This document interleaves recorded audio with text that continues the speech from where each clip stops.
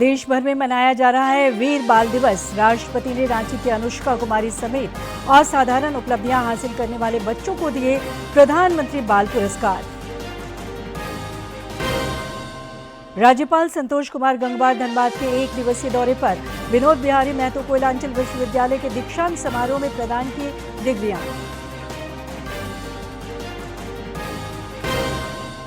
विधानसभा अध्यक्ष रविंद्रनाथ महतो ने जामताड़ा में पुल निर्माण कार्य का किया शिलान्यास। कहा, आवागमन के साथ शिक्षा, स्वास्थ्य और व्यापार को मिलेगा बढ़ावा। और रांची में 27वीं राष्ट्रीय मिनी यूथ और सीनियर टेनिस वॉलीबॉल प्रतियोगिता का भव्य आगाज। खेल और संस्कृति के संगम में 650 से अधिक खिलाड़ी दिखा रहे भागीदारी।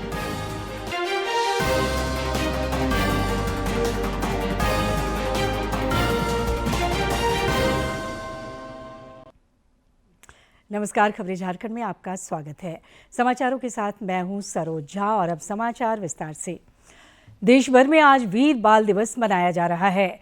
राष्ट्रपति द्रौपदी मुर्मू ने इस अवसर पर नई दिल्ली में रांची की अनुष्का कुमारी समेत असाधारण उपलब्धियां हासिल करने वाले बच्चों को प्रधानमंत्री बाल पुरस्कार प्रदान किए।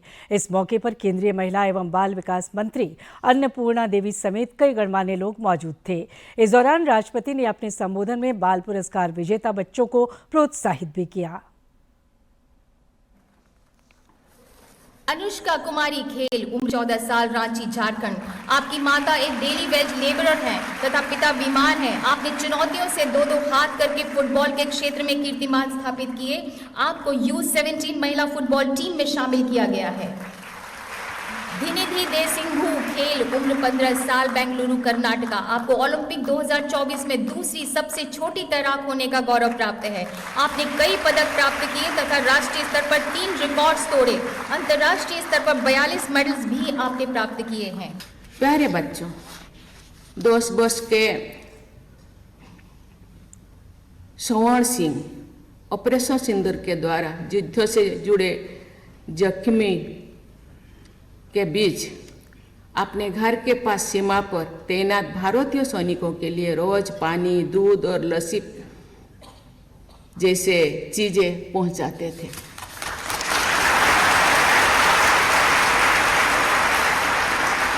हमारी दिव्यांग बेटी शिवानी होसुरु उप्परा ने आर्थिक और शारीरिक सीमाओं को पार करते हुए खेल जगत में असाधारण उपलब्धियां प्राप्त की हैं। उनको भी बहुत वैभव सूर्यवंशी ने कड़ी प्रतिस्पर्धा और अनेक प्रतिभाओं से युक्त क्रिकेट जगत में अपने लोगों पहचान बना ली है और अनेक रिकॉर्ड्स अपने नाम कर लिए। मुझे विश्वास है कि आप जैसे वीर और प्रतिभाशाली बच्चे निरंतर अच्छा काम करते रहेंगे। ये तो शुरुआत है, जिंदगी बहुत उड़ान करने के लिए बाकी है। मुझे लगता है आपके प्रतिभा से भारत जरूर उत्साहित होगा और बहुत सारे बच्चे आपको फॉलो करेंगे। वो भी अपना अपना हुनर दिखाने के लिए वो भी प्रयास जरूर करें। प्रधानमंत्री नरेंद्र मोदी ने वर्ष 2022 में गुरु गोविंद सिंह जी के प्रकाश पर्व के दौरान वीर बाल दिवस की घोषणा की थी। वीर बाल दिवस श्री गोविंद सिंह जी के छोटे बेटों बाबा जोरावर सिंह जी और बाबा फतेह सिंह जी की बहादुरी और बलिदान का सम्मान करने के लिए मनाया जाता है। एक विरासत और थी जिसका गौरवगान खुद प्रधानमंत्री ने किया। ये थी बाबा फतेह सिंह और बाबा जोरावर सिंह की विरासत। दशम गुरु गोविंद सिंह के साहिबजादों को मुगल शासक औरंगजेब के आदेश पर मुगल सैनिकों ने आनंदपुर साहिब में माता गुजरी सहित बाबा फतेह सिंह और बाबा जोरावर सिंह को 1704 ईस्वी में 26 दिसंबर को दीवार में जिंदा चुनवा दिया था। इस अद्वितीय बलिदान, अभूतपूर्व शौर्य से युवा पीढ़ी को जोड़ने और इस शहादत से प्रेरणा लेने के लिए प्रधानमंत्री नरेंद्र मोदी ने साल 2022 में 26 दिसंबर को राष्ट्रीय वीर बाल दिवस के रूप में समर्पित करने की घोषणा की। 350 साल पहले के वो हालात 26 दिसंबर का वो दिन जब छोटी सी उम्र में हमारे साहबजादों ने अपने प्राणों की आहुति दे दी। साहिबजादा जोरावर सिंह और साहिबजादा फतेह सिंह की आयु कम थी, लेकिन उनका हौसला आसमान से भी ऊंचा था।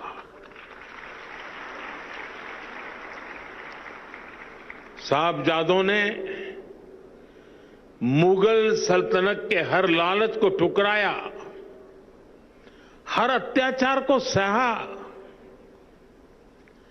जब वजीर खान ने उन्हें दीवार में चुनवाने का आदेश दिया तो साहबजादों ने उसे पूरी वीरता से स्वीकार किया। साहिबजादों ने प्राण देना स्वीकार किया, लेकिन आस्था के पथ से वो कभी विचलित नहीं हुए। घटना 18वीं सदी की है। साहिबजादा बाबा जोरावर सिंह की उम्र उस वक्त करीब 9 वर्ष और बाबा फतेह सिंह की उम्र करीब 6 वर्ष थी। दशम गुरु गोविंद सिंह के दोनों बेटों को सरहिंद के तत्कालीन सूबेदार वजीर खान ने जिंदा दीवार में चुनवा दिया था। कसूर सिर्फ इतना था कि मासूम बालकों ने अदम्य साहस, अद्वितीय वीरता और दृढ़ता का परिचय देते हुए इस्लाम कबूल करने से इनकार कर दिया था। सर्वोच्च बलिदान के इस प्रेरणा को नई पीढ़ी तक पहुंचाने के लिए प्रधानमंत्री नरेंद्र मोदी के नेतृत्व में राष्ट्रीय बाल पुरस्कार दिए जाने की भी घोषणा की गई। ये पुरस्कार बहादुरी, नवाचार, विज्ञान और प्रौद्योगिकी, खेल और कला के क्षेत्र में प्रदान किए जाते हैं। हर्षित चौरसिया की रिपोर्ट, डीडी। वीर बाल दिवस के मौके पर केंद्रीय महिला एवं बाल विकास मंत्री अन्नपूर्णा देवी ने कहा है कि देश में वीर बच्चों की कमी नहीं है। इनके सम्मान में केंद्र सरकार ने बड़ी पहल की है।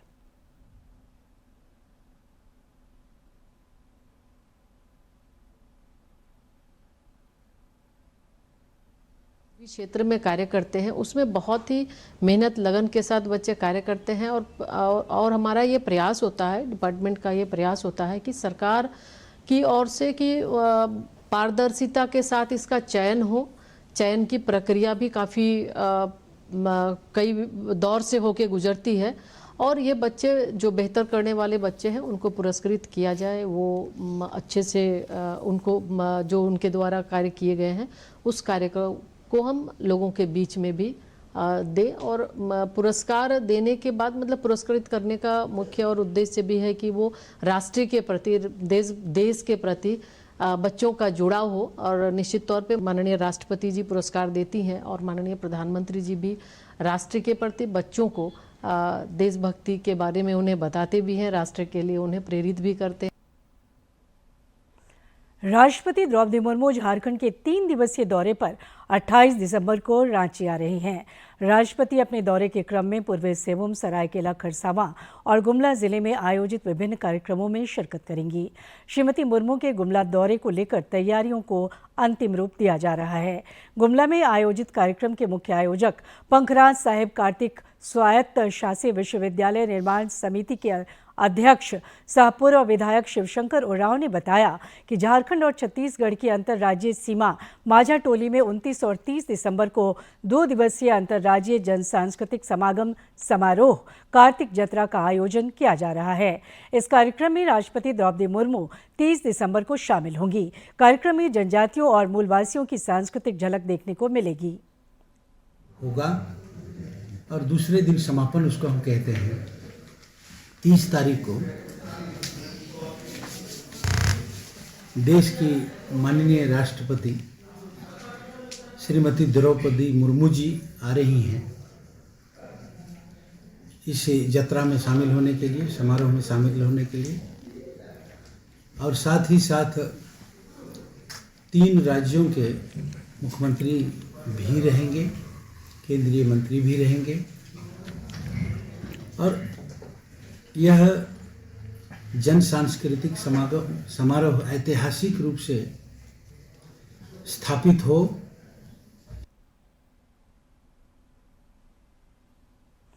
धनबाद स्थित विनोद बिहारी महतो कोयलांचल विश्वविद्यालय का आज दूसरा दीक्षांत समारोह मनाया जा रहा है।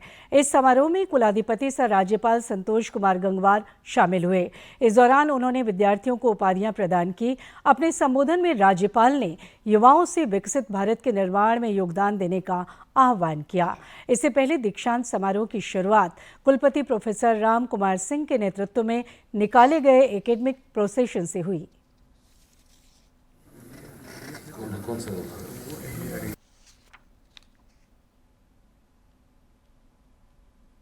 कुमार ज्योग्राफी,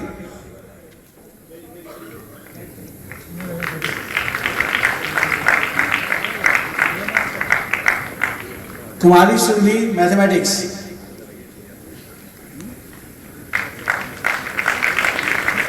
कुमार ज्योग्राफी,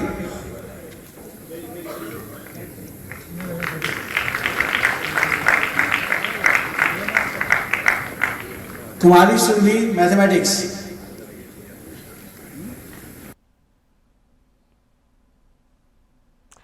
विधानसभा अध्यक्ष रविंद्रनाथ महतो ने कल जामताड़ा जिले के नाला प्रखंड के सिंदूर कुटिया और सागजोड़िया गांव के बीच 2 करोड़ 75 लाख रुपए की लागत से बनने वाले उच्च स्तरीय पुल का शिलान्यास किया।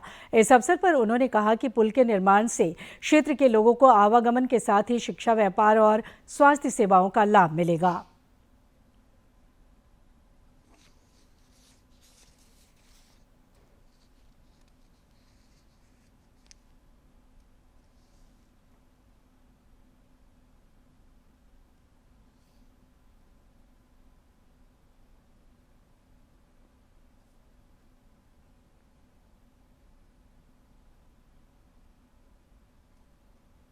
क्षेत्र के जनताओं का इस पुल का मांग था और आपको पता होगा हमारे नाला विधानसभा के लिए ये अत्यंत ही महत्वपूर्ण सड़क और पुल है। और पिछले समय में जब अधिक वर्षा हुई, वर्षा होने के बाद जो भी बचा खुचा पुल था वो भी वॉश आउट हो गया। तो फिर हम लोगों ने उसी समय निर्णय लिया गांव के लोगों की असुविधा को देखते हुए, और आप देख रहे हैं मेहनत करने के बाद आज हम लोग उसका शिलान्यास किए। और आने वाला जो इसका टाइम पीरियड फिक्स्ड होता है ठेकेदार के लिए विभाग के द्वारा, उस टाइम पीरियड के अंदर ये लोग अपना काम करके पूरा करें। Federation of Jharkhand chamber of commerce and industries द्वारा रांची के चैम्बर भवन में सम्मान समारोह का आयोजन किया गया। इसमें फिल्म कला संस्कृति उप समिति द्वारा प्रख्यात कॉस्ट्यूम डिजाइनर दर्शन जालान को सम्मानित किया। भारतीय सिनेमा के प्रख्यात कॉस्ट्यूम डिजाइनर दर्शन जालान को 70वें फिल्म फेयर अवार्ड 2025 में फिल्म लापता लेडीज में बेस्ट कॉस्ट्यूम डिजाइनिंग के अवार्ड से नवाजा गया है। इस अवसर पर federation of Jharkhand chamber of commerce and industries के कई पदाधिकारी मौजूद थे। डिजाइन बॉम्बे होता है, तो हम लोग ऐसी बात चला तो हम लोग वहाँ रांची के 1-2 लड़के थे एंड झारखंड के भी, तो वो चीज़ तो हम लोग ने भी निफ्ट को बोला है कि यहाँ पे क्यों नहीं है, तो प्रोबेबली 1-2 साल में शायद हो जाए। लास्ट ईयर की I should make something which is from Jharkhand, तो I am doing that also. तो हम लोग सब ट्राई करते हैं, बस उसमें टाइम लग जाता है। कोडरमा पुलिस ने बेशकीमती पत्थरों के अवैध भंडारण और कारोबार के खिलाफ बड़ी कार्रवाई की है। पुलिस ने बरसो तियाबार स्थित 2 आवासीय परिसर से भारी मात्रा में बेशकीमती ब्लू स्टोन जब्त किया है। इस सिलसिले में एक व्यक्ति को हिरासत में लिया गया है। वहीं कारोबार में शामिल दूसरे व्यक्तियों का पता लगाया जा रहा है। कोडरमा के लोकाई इलाके में बड़े पैमाने पर ब्लू स्टोन का अवैध उत्खनन किया जाता है, जिसे राजस्थान के मंडियों में ऊंचे दामों में बेचा जाता है। गढ़वा के बिशनपुर में चोरों ने एक आभूषण दुकान से लगभग 50 लाख का सोना चांदी की चोरी कर ली और पुलिस से बचने के लिए सीसीटीवी का हार्ड डिस्क उड़ा दिया। दुकान के मालिक राम हरक प्रसाद गुप्ता ने बताया कि करीब 50 लाख रुपए के सोना और चांदी के आभूषण, कपड़े और नकदी की चोरी हुई है। व्यवसायी संघ के अध्यक्ष ओम प्रकाश गुप्ता ने अपराधियों की गिरफ्तारी नहीं होने पर आंदोलन की चेतावनी दी है। पुलिस मामले की तहकीकात कर रही है। पीछे से चोरी, जेवर, कैश, और हल्का फुल्का कपड़ा भी लेके गया है, लगभग 50 लाख रुपए का। हम प्रशासन से चाहते हैं कि कार्रवाई हो और अति आवे सामने। रेलवे ने यात्रियों की सुविधा और परिचालन की निरंतरता संतुलित करने के उद्देश्य से आज से यात्री किराए ढांचे को युक्तिसंगत बना दिया है। उपनगरीय सेवाओं और सीजन टिकटों के किराए में कोई बदलाव नहीं किया गया है। संशोधित किराया केवल आज या आज के बाद बुक किए गए टिकटों पर लागू होगा।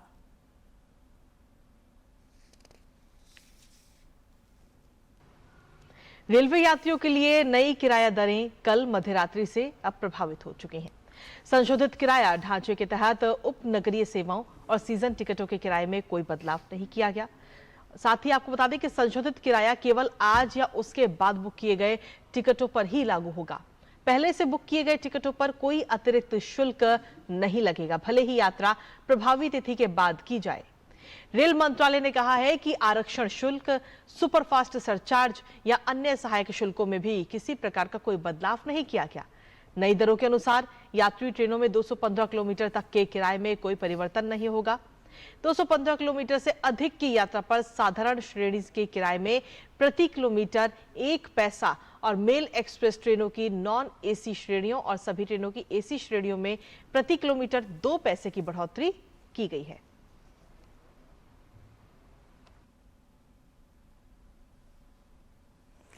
प्रधानमंत्री नरेंद्र मोदी ने संताली भाषा में संविधान को जारी किए जाने पर प्रसन्नता व्यक्त की है। एक सोशल मीडिया में उन्होंने कहा कि संताली भाषा में संविधान संवैधानिक जागरूकता और लोकतांत्रिक भागीदारी को गहरा करने में मदद करेगा।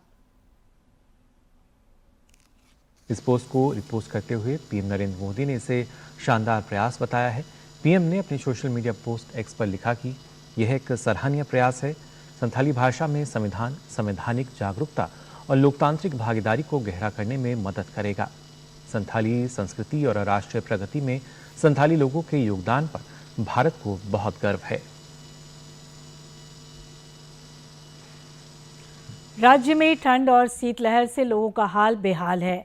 मौसम विभाग ने राजधानी रांची सहित राज्य के 12 जिलों में अगले 24 घंटे के दौरान शीतलहर को लेकर चेतावनी जारी की है।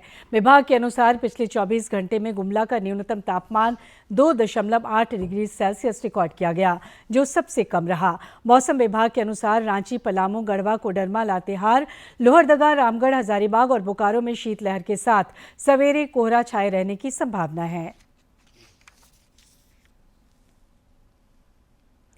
राजधानी रांची के खेलगांव स्टेडियम में कल शाम 27वीं राष्ट्रीय मिनी यूथ बालक बालिका एवं सीनियर महिला पुरुष टेनिस वॉलीबॉल प्रतियोगिता का भव्य आगाज हुआ।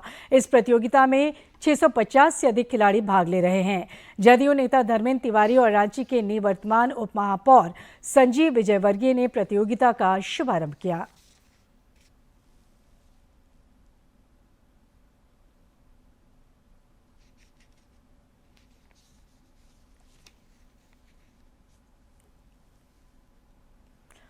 महिला क्रिकेट में भारत और श्रीलंका के बीच तीसरा T20 अंतर्राष्ट्रीय मैच आज तिरुवनंतपुरम में खेला जाएगा। मैच शाम 7 बजे शुरू होगा। 5 मैचों की श्रृंखला में भारत 2-0 से आगे है।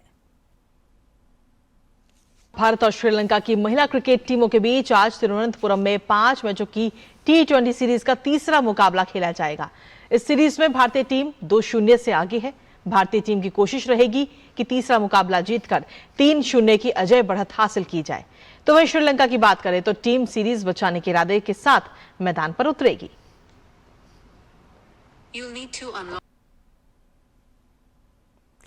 गुरु गोविंद जी के 359वें प्रकाश पर्व से पहले तख्त श्री हरमिंदर सिंह पटना साहिब को आकर्षक तरीके से सजाया गया है।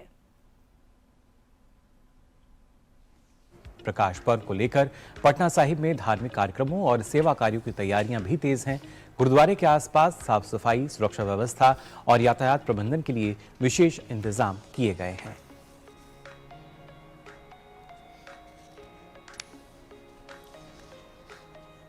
तो आपको बता दें, प्रकाश पर्व से पहले श्री हरमिंदर जी पटना साहिब जो है, आप देख सकते हैं किस तरीके से रोशनी से जगमगा उठा है।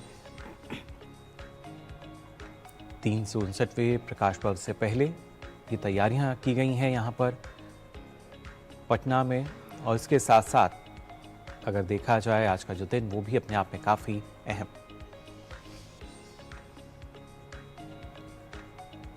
तो ये तस्वीरें इस समय आपको दिखा रहे हैं। साफ सफाई और सुरक्षा के भी खास इंतजाम है इस समय वहां पे, और श्री हरमंदिर जी पटना साहिब रोशनी से जगमगा उठा है।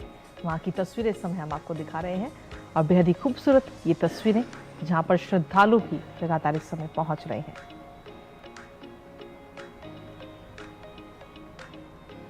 ये रोशनी, जगमगाहट जो एक संदेश देती है कि किस तरीके से लगातार जो प्रकाश पर्व हम मना रहे हैं, 359वां प्रकाश पर्व, लेकिन उससे पहले आप देख सकते हैं किस तरीके से तख्त श्री हरमंदिर साहिब की अगर बात की जाए तो यहाँ पर रोशनी से जगमग ये किया गया है। प्राकृतिक आपदाओं से निपटने के लिए शुरुआती चेतावनी प्रणाली बहुत ज़रूरी होती है, क्योंकि ये लोगों को समय पर सूचित कर उन्हें सुरक्षित स्थानों पर जाने का एक मौका देती है। इस दिशा में केंद्र सरकार लगातार कार्य कर रही है। देखिए एक खास रिपोर्ट।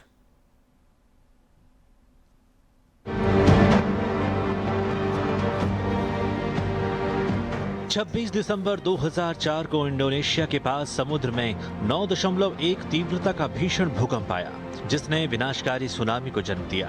ऊंची लहरों ने लगभग 2,28,000 लोगों की जान ले ली और करीब 10 अरब डॉलर का नुकसान हुआ। उस समय कोई चेतावनी प्रणाली नहीं थी, इसलिए लोगों को बचने तक का मौका नहीं मिल पाया। 2004 की सुनामी के दौरान भारत के सार्वजनिक प्रसारक दूरदर्शन ने अहम भूमिका निभाई। आपदा के समय जानकारी पहुंचाना सबसे बड़ी जरूरत थी। जब संचार के अन्य साधन ठप हो गए, तब रेडियो लोगों के लिए जीवन रेखा बन गया। दूरदर्शन और आकाशवाणी ने राहत और बचाव कार्यों की जानकारी सीधे आपदा क्षेत्र से दी। आकाशवाणी ने संकट की घड़ी में लगातार जरूरी सूचनाएं देकर अपनी अहमियत साबित की। This place has become a graveyard. The silence of death is all around, and even the sound of the sea cannot drown the silence. इसी भीषण त्रासदी के बाद भारतीय महासागर सुनामी चेतावनी और शवन प्रणाली की स्थापना की गई, ताकि भविष्य में ऐसी आपदाओं से समय रहते लोगों को सतर्क किया जा सके। 15 अक्टूबर 2007 को भारत ने अत्याधुनिक सुनामी अर्ली वार्निंग सेंटर की शुरुआत की। यह केंद्र भूकंप और समुद्र स्तर से जुड़ा डेटा लगातार निगरानी में रखता है और जरूरत पड़ने पर तुरंत चेतावनी जारी करता है। यह प्रणाली 12 मिनट के भीतर 6 या उससे अधिक तीव्रता के भूकंप का पता लगा लेती है। राष्ट्रीय महासागर प्रौद्योगिकी संस्थान ने बंगाल की खाड़ी और अरब सागर में सेंसर और ज्वार मापने के यंत्र लगाए हैं। After this tragic event, which took about 230,000 lives and then impacted so many countries within the region, so the UN gave the mandate, provided the mandate to UNESCO's IOC to establish a end-to-end tsunami early warning and mitigation system in the Indian Ocean region. So that was when the ICG, it's called the Intergovernmental Coordination Group for the Indian Ocean Tsunami Warning and Mitigation System, that was established to actually coordinate with all the countries in the region, all the stakeholders within the region and outside the region to work together. यह चेतावनी केंद्रीय गृह मंत्रालय और राज्यों को satellite phone, SMS और email के जरिए अलर्ट भेजता है, ताकि प्रशासन, मीडिया और जनता तक समय पर जानकारी पहुंचे। आज मजबूत चेतावनी प्रणालियों की बदौलत भारत और भारतीय महासागर क्षेत्र के देश पहले से कहीं ज्यादा सुरक्षित और तैयार है।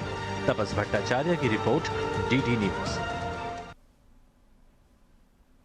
और अब जानते हैं किन बातों के लिए इतिहास के पन्नों में आज का दिन खास है।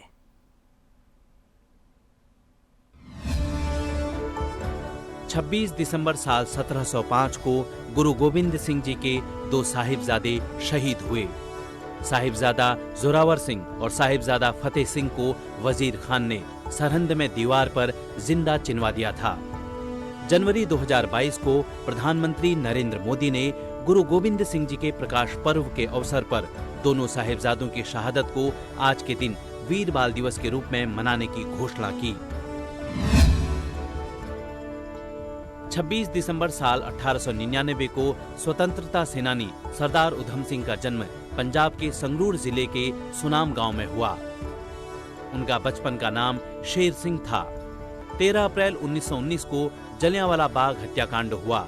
इस घटना से युवा सरदार उधम सिंह इतने क्रोधित हुए कि उन्होंने रेजिनाल्ड डायर और पंजाब के तत्कालीन governor Michael Francis O Dwyer को मारने की शपथ ली, जिन्होंने जलियांवाला हत्याकांड में गोली चलाने का आदेश दिया था।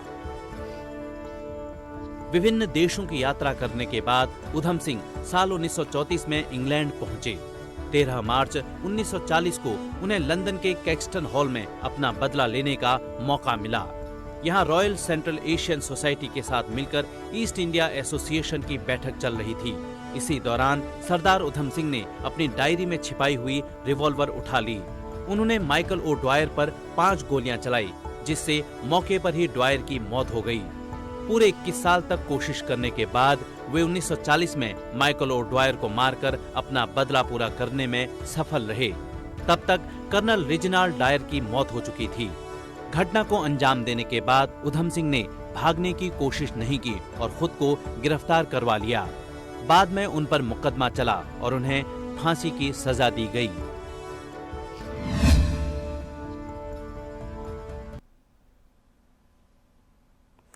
दूरदर्शन झारखंड पर पल पल की खबरों से जुड़े रहने के लिए आप हमारे social media platform x, Facebook, Instagram और यूट्यूब से जुड़ सकते हैं, क्योंकि खबरों से जितना बाखबर रहना ज़रूरी है, उससे ज़्यादा ज़रूरी है सटीक, संतुलित और निष्पक्ष समाचार। हमारा एक्स हैंडल है @DD News Jharkhand, Facebook page है DD News झारखंड और इंस्टाग्राम अकाउंट है DD News झारखंड। आप हमें YouTube channel Jharkhand DD News पर भी देख और सुन सकते हैं। और आखिर में इस बुलेटिन के मुख्य समाचार एक बार फिर।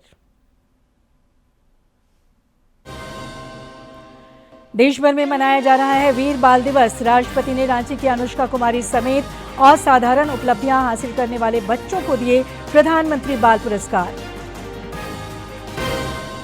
राज्यपाल संतोष कुमार गंगवार धनबाद के 1 दिवसीय दौरे पर। विनोद बिहारी महतो कोयलांचल विश्वविद्यालय के दीक्षांत समारोह में प्रदान की डिग्रियां। विधानसभा अध्यक्ष रविंद्रनाथ महतो ने जामताड़ा में पुल निर्माण कार्य का किया शिलान्यास। कहा, आवागमन के साथ शिक्षा, स्वास्थ्य और व्यापार को मिलेगा बढ़ावा।